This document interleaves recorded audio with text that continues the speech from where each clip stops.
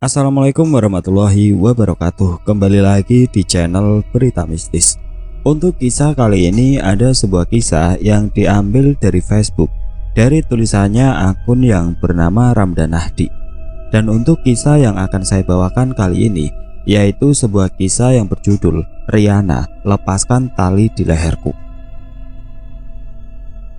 Sebelum kita masuk ke ceritanya, tekan dulu tombol like video ini dan jangan lupa tekan juga tombol subscribe channel ini dan nyalakan juga lonceng notifikasinya agar tidak ketinggalan cerita-cerita baru dari channel ini.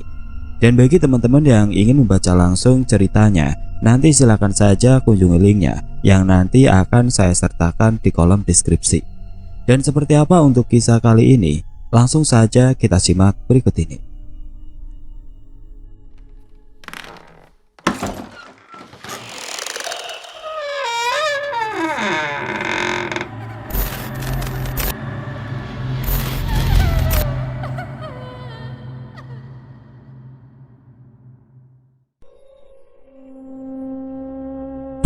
Iqbal, panggil temanku Sandi, seraya menghampiriku yang sedang duduk di taman kampus. Kenapa? Sautku. Sandi duduk di sampingku sembari mengatur nafasnya. Riana itu ngekos di tempat lu kan? Riana anak manajemen? Iya, kamarnya ada di atas kamar gua, emangnya kenapa? Waduh, mending malam ini lu jangan balik kosan dah. Terus masa gue tidur di kampus? Emang ada apaan sih? Lu belum lihat beritanya? Gue dari tadi sibuk ngerjain laporan, mana sempet lihat berita. Emang gak ada grup WA kosan gitu? Ada sih, tapi gue mute grupnya. Coba lu lihat grup kosan lu. Ah, males ah, lu tinggal ngomong aja ada apa sama Riana. Nih, lu baca sendiri. Sandi menyerahkan ponselnya padaku. Terlihat sebuah pesan di grup WhatsApp. Aku membacanya perlahan hingga sampai di kalimat meninggal karena bunuh diri. Dek, aku terkejut membacanya. Bunuh diri? Iya, saut Sandi. Kapan? Katanya sih dari pagi, cuma mayatnya baru ditemuin sejam lalu. Padahal kemarin malam gue sama dia masih ngobrol, terus kita makan di warteg deket kosan. Gua ngerasa nggak ada yang aneh sama dia, normal-normal saja. Terus kenapa dia tiba-tiba burdir? Mana gua tahu Bal, kadang ada orang yang kelihatan baik-baik aja, padahal mentalnya lagi down parah. Mungkin dia lagi ada masalah yang berat banget. Seberat apa sih sampai milih bunuh diri? Padahal jelas banget itu dilarang agama. Mental tiap orang itu beda-beda Bal. Lu gak bisa ngukur sepatu orang lain pakai kaki lu. Bisa saja kalau ukurannya sama. Udahlah, susah ngomong sama lu. Gua ngomong serius, malah begitu jawabannya. Sandi bangkit dari duduknya. Lu mau kemana? Pulang. Wah, ini temenin gua lah bentar lagi. Males ah. Baper dia. Aku lanjut mengerjakan laporan di taman kampus. Terlihat masih lumayan banyak mahasiswa yang berkeliaran di koridor. Kulirik jam di sudut kanan laptop, pukul 21.43. Biasanya menjelang pukul 10, mahasiswi penikmat wifi kampus mulai berdatangan. Mereka akan begadang sampai pagi. Tadinya aku ingin begadang juga di kampus, apalagi setelah mengetahui kejadian di kosan. Pasti sekarang sedang ramai orang. Iseng, aku buka grup WhatsApp kosan. Sudah ada ratusan chat. Tentunya mereka sedang membicarakan kematian Riana. Sebagian orang memilih untuk mengungsi ke kosan temannya, salah satunya Mbak Cici, yang kamarnya bersebelahan dengan Riana. Astagfirullah, sontak aku berteriak saat tiba-tiba foto jenazah Riana muncul di layar ponsel. Bahkan ada foto saat jenazah masih tergantung di kamar. Bergegas aku menutup aplikasi WhatsApp dan menghapus foto tadi yang sempat terunduh otomatis. Saat akan menghapus foto itu, ada sebuah rasa penasaran muncul, ingin melihat wajah Riana lebih jelas. Kuperbesar fotonya hingga wajah Riana hampir memenuhi layar ponsel. Aku hanya fokus pada matanya yang melotot dan lidahnya yang menjulur. Ya ampun Riana, kenapa sih lo ngelakuin ini? batinku lalu menghapus fotonya. Tepat pukul 11 malam, aku pun pulang ke kosan. Kebetulan kosan tidak begitu jauh dari kampus. Cukup berjalan kaki sekitar 10 menit. Jalan sekitar kampus sudah agak sepi. Hanya beberapa warung makanan saja yang masih terlihat buka. Salah satunya adalah warkop langgananku. Makan dulu kali ya, pikirku seraya berbelok ke warteg. Setelah menyantap semangkuk mie rebus dan bubur kacang, aku pun pulang. Jalanan ke arah kosan terlihat sangat sepi. Bahkan penjual sate di gang dekat kosan pun sudah merapikan dagangannya. Aku berjalan memasuki gang. Saat melewati kebun kosong di samping kosan, tercium aroma kapur barus. Kok ada bau kapur barus? Pikirku seraya mempercepat langkah. Apa mungkin jenazah Riana dimandikan di kosan? Kalau iya, pantas saja banyak penghuni kosan yang mengungsi sementara.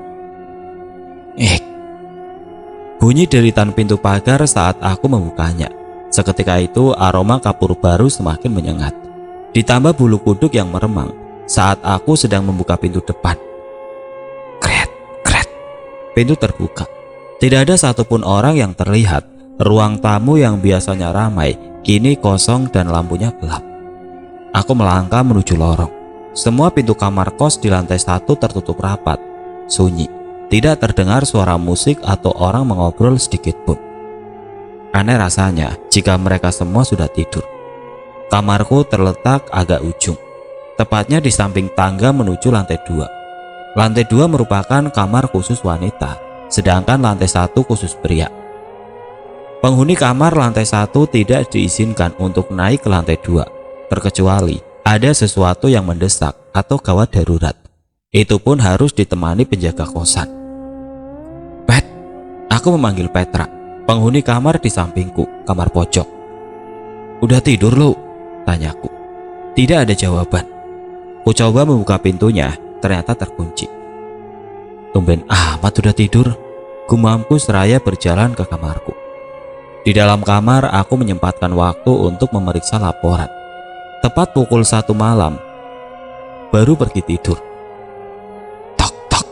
Aku terbangun saat mendengar suara ketukan. Entah dari mana, namun suaranya terdengar begitu dekat. Tok tok.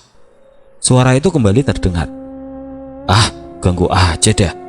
Gerutuku seraya menarik selimut, lalu lanjut untuk tidur. Tok tok tok. Kini 3 ketukan cepat terdengar jelas dari pintuku. Aku membuka mata, seraya menatap pintu. Siapa? Tanyaku dengan posisi masih tiduran di atas kasur. Tidak ada jawaban. Siapa? Teriakku kesal. Ini gua, Bal. Sahut suara perempuan dari balik pintu. Gua siapa? Riana. Gak usah bercanda deh. Bal, tolongin gua. Udah gak lucu, sahutku. Tolongin lepasin tali di leher gua. Sakit, Bal, gak bisa napas. Ucapnya dengan suara seperti orang tercekik. Ada apaan sih lu nyuruh gua jemput pagi buta begini? Omel Sandi. Ceritanya ntar aja di kosan lu, sahutku sambil naik motor. Buruan gas. Gak jelas lu. Sandi melajukan motornya. Sesampainya di kosannya, aku langsung menutup pintu dan jendela rapat-rapat. Ada apa sih, Bal? Lu kayak orang ketakutan gitu, tegur Sandi. Lu gak bakal percaya sama apa yang gua alami tadi, sahutku. Ngalamin apaan? Lu didatengin Riana. Kok lu tahu? Gua cuma nebak dari ekspresi lu. Lagian udah jadi rahasia umum kalau meninggal bunuh diri itu suka gentayangan. Asli Dasan, itu pengalaman paling horor yang pernah gua alamin. Ceritanya bisa besok aja gak, Bal? Lu takut? Bukan, gue cuma ngantuk. Lu lihat sendiri, sekarang udah mau jam 2:30. Nanggung San, bentar lagi subuh. Emang dasar orang kagak pernah sholat, waktu subuh aja nggak tahu. Jam 4 kan? Jam 5 kurang 20. Mayan kan, bisa tidur 2 jam lebih. Nanggung. Udah ah, gua ngantuk. Lu cerita sama tembok saja. Sandi meringkuk di atas kasur sembari memeluk guling. Dari tadi mata ini sulit terpejam. Entah kenapa wajah Riana pada foto itu terus terbayang. Ditambah suaranya tadi membuatku gemetar. Alarm berbunyi, sontak mengagetkanku yang baru saja terlelap. Perasaan gue gak ngeset alarm dah, gumamku seraya mematikannya. Lagian siapa juga yang ngeset alarm jam 3 subuh. Aku kembali tidur. Bunyi notifikasi pesan. Jam segini siapa sih yang SMS? Gumamku sambil membuka pesan. Ternyata itu pesan kosong dari Sandi. Spontan aku memukul tubuh Sandi hingga ia terbangun. Lu jangan jahil San, omelku. Apa sih Bal? Ganggu orang tidur aja, sautnya kesal. Tidur pala lu, mana ada orang tidur ngirim SMS? Sautku tidak kalah kesal. Ngirim SMS gimana? Handphone gua ada di meja belajar belakang lu. Aku tidak percaya padanya, lalu menoleh ke belakang. Bukan kaki kursi atau meja yang kulihat, melainkan kaki manusia. Jelas sekali meski kamar dalam kondisi gelap. Ah! Teriakku seraya naik ke atas kasur. Lu kenapa sih? Omel Sandi. Ada orang. Balasku terbatas sembari meringkuk berdempetan dengan Sandi. Ya emang gua orang Bal, masa setan? Bukan lu, tapi orang yang berdiri di dekat meja belajar lu. Ah, lu salah lihat kali Bal. Lu lihat aja sendiri. Oh gak ah, tuh kan lu juga takut. Kagak. Sandi bangkit, kemudian menyalakan lampu. Gak ada siapa-siapa. Aku menoleh ke belakang. Benar, tidak ada siapa-siapa di dekat meja belajar. Sumpah San, tadi gue lihat ada kaki orang. Lu lagi ketakutan, jadi agak halu. Sandi membuka pintu kamar. Mau kemana lu San?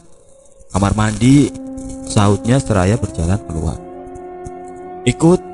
Aku bangkit dan berlari mengejar Sandi. Lu ngapain? Sentak Sandi saat ku masuk ke kamar mandi. Wah, pengen kencing juga, balasku. Di kamar mandi sebelah. Aku berpindah ke kamar mandi sebelah. Jangan pergi dulu San, teriakku. Iya, dasar penakut, saut Sandi. Coba lu ceritain, kenapa sampai ketakutan gitu? Ucap Sandi seraya duduk di kasur. Lu gak jadi tidur? Tanyaku. Kagak, udah terlanjur gak ngantuk. Mana bentar lagi subuh. Oh, ya udah. Jadi ceritanya itu.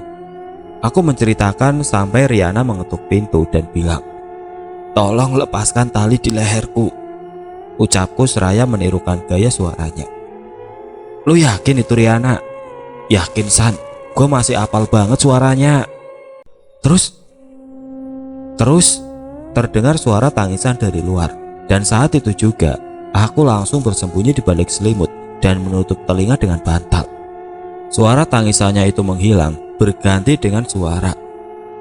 Lo tahu nggak suara orang gantung diri? Tanyaku. Mana gue tahu. Itu lo yang kayak orang dicekek. Oh, ya. Nah, gue dengar suara itu ada di kamar gue. Asli jelas banget. Terus gue nelpon lu. Posisi masih di dalam selimut. Pas gue intip dikit, terlihat kaki yang melayang sejajar dengan posisi kasurku yang tidak terlalu tinggi. Kakinya pucat sekali dengan kuku yang membiru. Sontak aku langsung bersembunyi lagi di dalam selimut. Terus gimana caranya lu keluar kamar? Gua keluar sambil nutup mata. Untung posisi kunci digantung. Saat sedang memutar kunci, aku mendengar suara orang tercekat tepat di belakangku. Diikuti bau kapur barus dan hembusan angin dingin. Krek. Pintu terbuka. Spontan aku lari sambil berteriak tanpa menguncinya kembali. Namun Riana sudah menungguku di ruang tamu.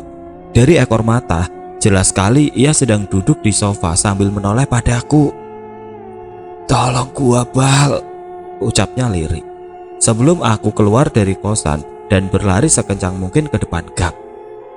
Serem juga, ucap Sandi datar. Gitu doang tanggapan lu? Jantung gua udah hampir copot 3 kali Bal. Tambah sekali pas gue lihat kaki di dekat meja belajar lu. Jadi maksud lu Riana juga ikut ke sini? Kayaknya sih gitu. Kok gue tiba-tiba merinding sih? Sandi memegang belakang lehernya. Jangan nakut-nakutin, San. Aku mengedarkan pandangan. Takut Riana tiba-tiba muncul. Ternyata dugaanku benar. Ah! Aku berteriak dan melompat ke atas kasur. Ada apa, Bal? Tanya Sandi bingung. Di belakang lu. Aku melihat ada bayangan hitam sedang berdiri di balik jendela, tepat di belakang Sandi. Wah! Sandi berteriak, kemudian bergabung denganku, meringkuk di atas kasur. Dia kenapa ngikut kemari sih, Bal? Ucap Sandi. Mana gue tahu, lu tanyain aja sono. Trak. Lampu kamar tiba-tiba mati. Mati lampu, San. Teriakku sembari meringkuk menghadap tembok. Ngek. Terdengar bunyi gesekan antara kursi dan keramik. Tidak lama, terdengar suara isak tangis. 1 jam sudah aku dan Sandi meringkuk di atas kasur, tidak bergerak sedikit pun. Soalnya suara tangis itu terus terdengar. Lambat laun semakin kencang. Suaranya baru menghilang saat adzan subuh berkumandang, diikuti lampu kamar yang kembali menyala. Coba lu lihat, dia masih ada nggak? Perintah Sandi. Lu kan yang paling deket, tolakku. Gimana kalau kita lihat sama-sama? Oke, 1, 2, 3. Aku menoleh sambil menutup mata. Curang loh, protes Sandi. Ada nggak? Nggak ada. Aku membuka mata. Benar, Riana sudah tidak ada di kamar. Sandi bangkit dan berjalan ke arah pintu. Mau kemana lu? Tanyaku ikut bangkit. Ambil wudhu, sahutnya. Ikut? Tumben lu sholat. Gue mau doain supaya arwah Riana tenang dan gak ngikutin gue. Bal, abis makan gue anterin lu ke kosan ya, ucap Sandi sembari menyantap sarapan. Kok gitu, San? Sahutku. Gue ngantuk banget nih, pengen tidur. Kan bisa tidur di kosan lu. Jadi lu ngusir gue? Tanpa rasa bersalah, Sandi mengangguk. Gue pengen tidur tenang, tanpa gangguan, ucapnya. Parah, padahal bukan gue yang ganggu. Lagian, lu ngapain bawa-bawa dia ke kosan gua? Sampai anak kosan gua heboh dengar suara cewek nangis dari kamar gua. Kan nama baik gua jadi tercoreng. Gua juga bingung, kenapa dia ngikutin gua? Emang gua ada salah apa sama dia? Ya itu kan cuma lu yang tahu. Please banget, San, gua nginep di kosan lu sehari lagi ya.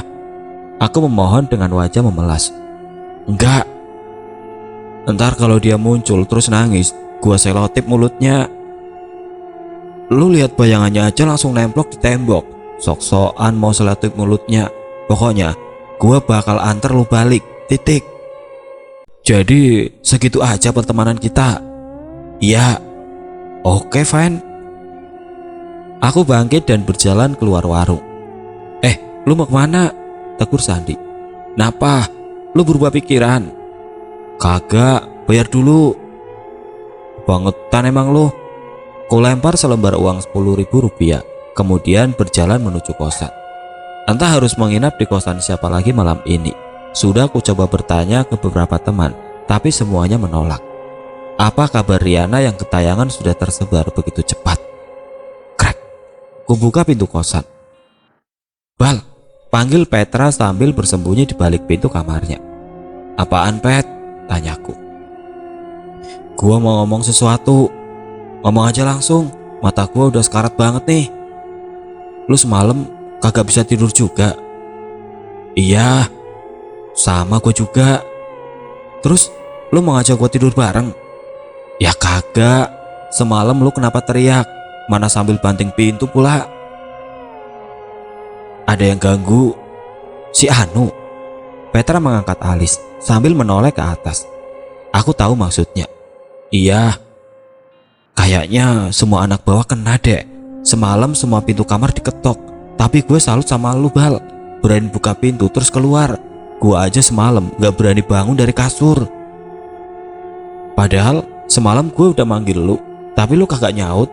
Itu gue terpaksa aja lari. Habisnya si ada di kamar. Gila, sampai masuk kamar? Iya Pet, udah gua mau tidur dulu. Oke Bal. Aku pun masuk ke kamar, menyalakan lampu, kemudian berbaring di kasur. Ku ambil ponsel. Saat lampu ponsel menyorot mataku, tiba-tiba rasa kantukku hilang begitu saja.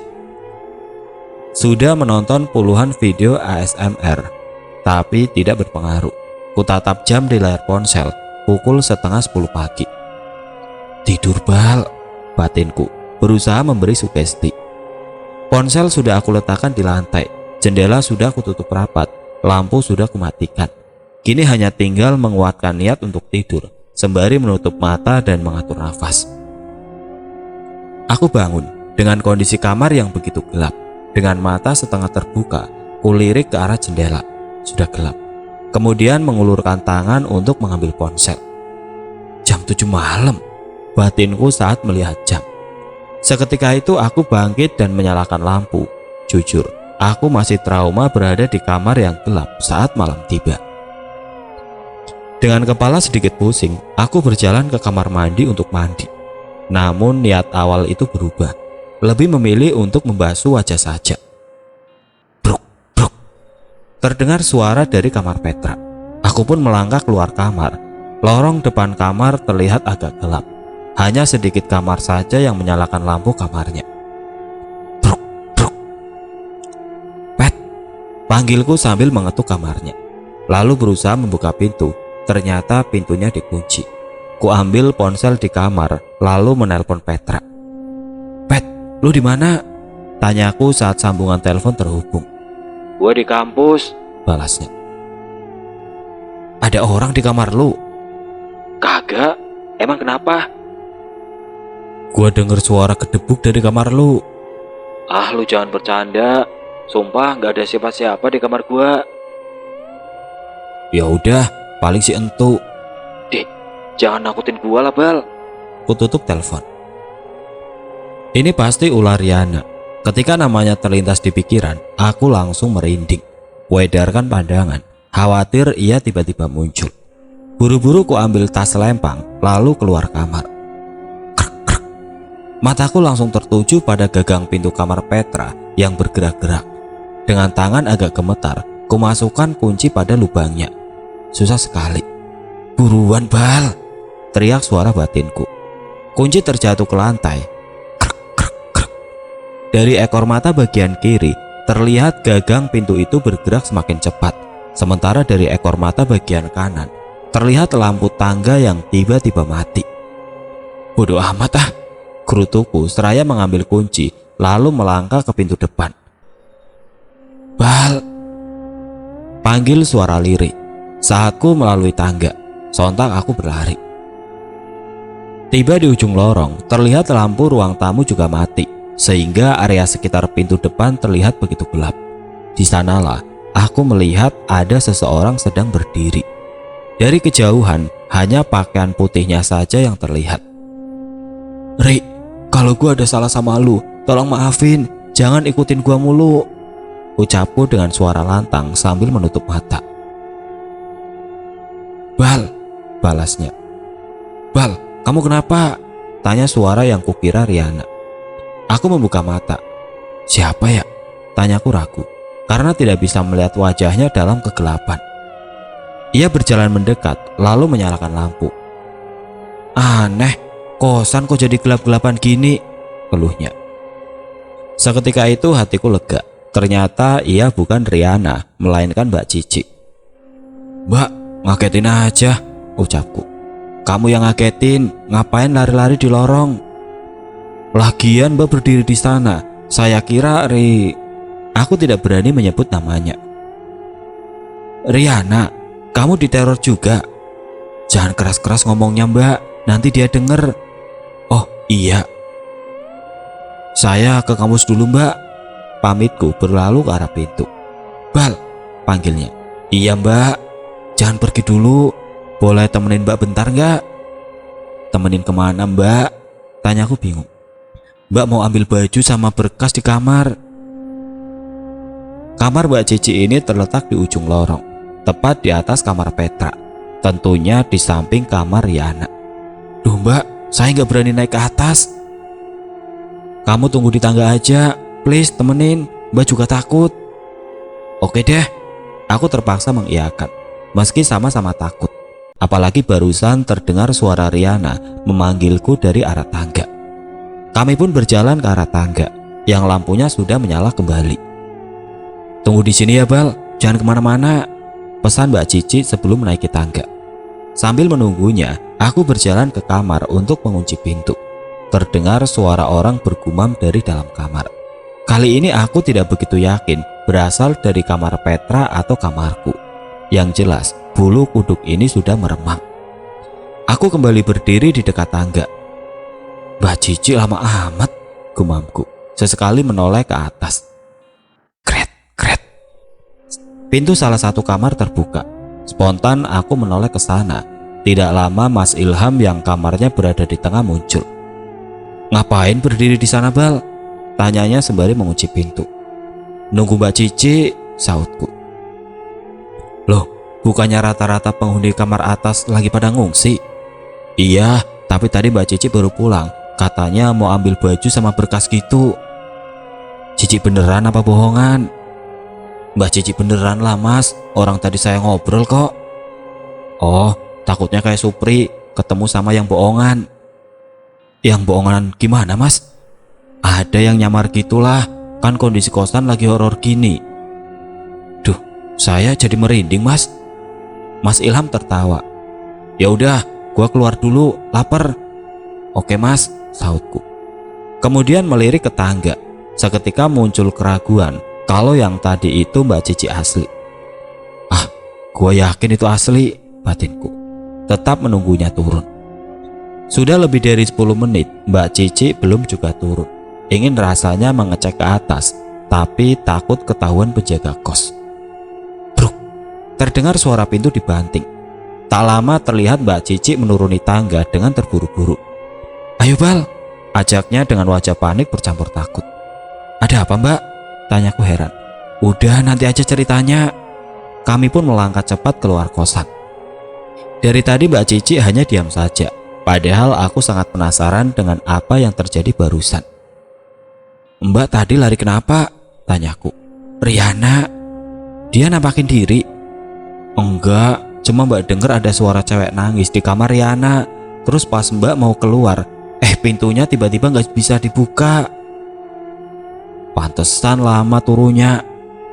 Iya, mana ada yang ngetok-ngetok jendela kamar. Siapa? Mbak gak berani ngecek Bal. Lagian kamar Mbak kan di lantai 2. Oh iya, harus terbang buat ngetoknya. Nah itu dia, mana pas Mbak lagi coba buka pintu, tiba-tiba kedengeran suara langkah kaki di belakang. Untung pintunya keburu kebuka, terus Mbak langsung turun aja. Pantesan mukanya panik banget. Sama paniknya pas kamu lihat Mbak berdiri di dekat pintu. Aku terkekeh. Iya juga ya. Oh ya, katanya kemarin yang nemuin jenazah Riana itu Mbak ya? Iya, cerita dong. Aduh enggak deh, Mbak takut, masih kebayang-bayang juga sama wajahnya. Saya juga sempat lihat yang di-share anak-anak di grup WA. Parah sih mereka, harusnya nggak di-share. Sekarang fotonya malah kesebar kemana-mana. Kasihan Riana. Apa mungkin gara-gara itu dia jadi dendam ke semua anak kosan? Bisa jadi. Duh, kalau tahu bakal ada kejadian ini, kemarin gak saya perpanjang kosnya. Anak lantai 2 udah ada yang cabut dari kosan. Mbak juga udah mulai cari-cari kosan baru. Duh, makin sepi dong. Semoga aja anak lantai 1 pada bertahan, biar ada temennya. Tidak terasa kami sudah sampai di dekat kampus. Sebelum masuk ke area kampus, Mbak Cici mengajakku makan. Ia pun akhirnya mau sedikit cerita tentang kejadian kemarin. Jadi malamnya itu, Riana sempat masuk ke kamar Mbak, terus minta tolong dibangunin jam 7 pagi. Ucap Mbak Cici. Mbak bangunin? Nah itu dia, Mbak lupa. Soalnya pas pagi, mesti buru-buru ke kampus, ada pengamatan. Mbak udah coba telepon dia, tapi gak diangkat. Sorenya Mbak sempat pulang sebentar, lihat kamarnya gelap sama pintunya ditutup. Mbak pikir dia ada di kampus. Gimana Mbak bisa nemuin jenazahnya? Jadi Mbak Cici pun bercerita. Sekitar jam 7 malam ia kembali ke kosan. Berhubung kamarnya berada di pojok, otomatis harus melewati kamar Riana. Saat melewati kamar Riana, ia mencium bau anyer. Awalnya ia menduga bau itu berasal dari tong sampah. Tapi semakin malam, baunya semakin menyengat. Mbak Cici mencoba mengecek sumber bau itu. Setelah dicek, ia sangat yakin kalau baunya berasal dari kamar Riana. Mbak ketok-ketok pintunya, terus coba buka kaca jendelanya. Bau banget. Mbak coba panggil Riana, terus Mbak Cici menghentikan ucapannya karena ada pramusaji yang mengantarkan makanan. Terus apa Mbak? Tanyaku penasaran. Saat pramusaji itu pergi, duh, Mbak merinding sama mual kalau ingat itu. Makan dulu aja Bal, nanti dilanjut ceritanya. Oke Mbak. Padahal aku sudah sangat penasaran dengan kelanjutan ceritanya. Oke teman-teman, sampai di sini dulu ceritanya. Nantikan kelanjutan kisah ini di video berikutnya. Agar tidak ketinggalan, klik tombol subscribe channel ini dan nyalakan lonceng notifikasinya. Wassalamualaikum warahmatullahi wabarakatuh.